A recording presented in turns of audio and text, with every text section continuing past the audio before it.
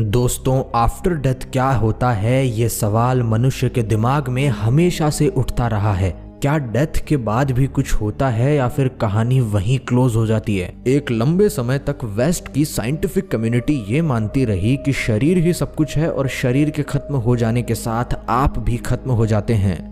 लेकिन आज की डेट में मेजॉरिटी ऑफ न्यूरो साइंटिस्ट और साइक्रेटिस्ट का मानना है कि आप जो हैं वो शरीर से एक अलग एंटिटी हैं जो कि सेपरेटली और इंडिपेंडेंटली एग्जिस्ट करते हैं, और आपके शरीर और ब्रेन के खत्म हो जाने के बाद भी आप एग्जिस्ट करते रहेंगे, क्योंकि आप जो कि कॉन्शियसनेस हैं वो इस शरीर और ब्रेन का हिस्सा न होकर एक इंडिपेंडेंट पार्टी है, यानी कि स्वतंत्र सत्ता है। और इसकी ऑथेंटिसिटी को बनाती है एक साइंटिफिक स्टडी जिसे आज की टॉप मोस्ट यूनिवर्सिटीज में से एक यूनिवर्सिटी ऑफ वर्जीनिया ने कंडक्ट किया है। और इस रिसर्च के अकॉर्डिंग कॉन्शियसनेस यानी कि आप जो कि बॉडी और ब्रेन के खत्म होने के बाद भी नहीं मरते, वो एक बॉडी को तब तक यूज करेंगे जब तक कि वो बॉडी बायोलॉजिकली सरवाइव कर रही है। जैसे ही वो बॉडी बायोलॉजिकली डेड होती है, आप किसी अनदर बॉडी को एक्सपीरियंस करते हैं। और ये सब कुछ एक नियमबद्ध तरीके से होता है जो कि एक नेचुरल प्रोसेस है। और क्योंकि ये प्रोसेस तब होती है जब आपके पास आपकी फिजिकल सेंसेस और बॉडी नहीं होती है, इसलिए आप इसे डायरेक्टली ऑब्जर्व नहीं कर पाते।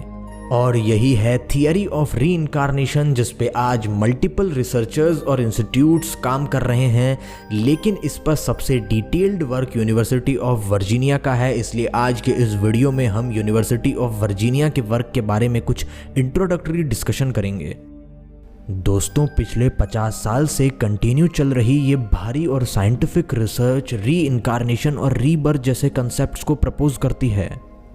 इसे अगर आसान शब्दों में समझाऊं तो करंटली आप जिस बॉडी को एक्सपीरियंस या फिर यूज कर रहे हैं, इस बॉडी को पाने से पहले आप जिस बॉडी को एक्सपीरियंस कर रहे थे उस बॉडी की बायोलॉजिकली डेथ हो गई, और डेथ होने के कारण आपको एक न्यू बॉडी मिली जो कि आपकी करंट बॉडी है।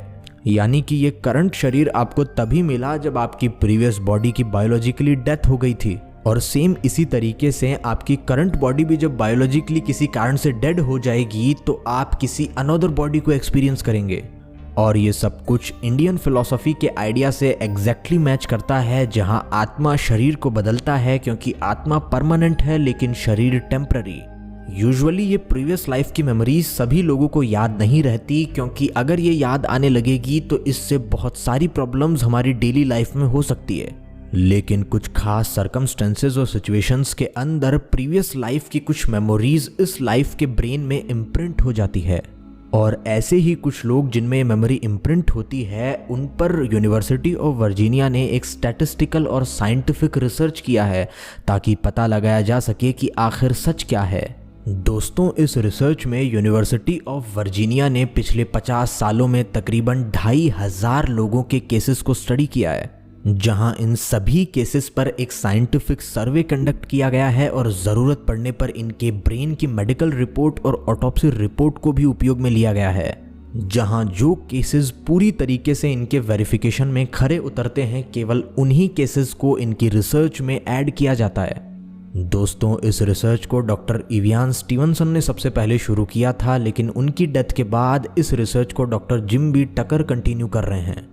और ये शोध इतना रिलायबल इसलिए बन जाता है क्योंकि इस शोध के दौरान डॉक्टर जिम बी टकर की टीम में मल्टीपल साइंटिस्ट और साइकोलॉजिस्ट थे जो कि आज भी एक्टिवली इस पर काम कर रहे हैं।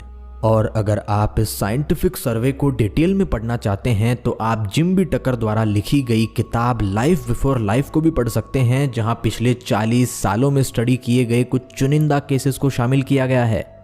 और इसी बुक को पढ़कर हमारी टीम ने भी री इनकारनेशन पर डिटेल में लाइव स्ट्रीम्स कर रखी है, जिसे आप इसी चैनल पर देख सकते हैं, जिसका लिंक मैंने डिस्क्रिप्शन में दे दिया है। आज की वीडियो में सिर्फ इतना ही। अगले एपिसोड्स में हम सुनेंगे री इनकारनेशन के कुछ दिलचस्प केसेस को जिन्हें साइंटिफिकली वेरीफाई किया गया है। धन्यवाद।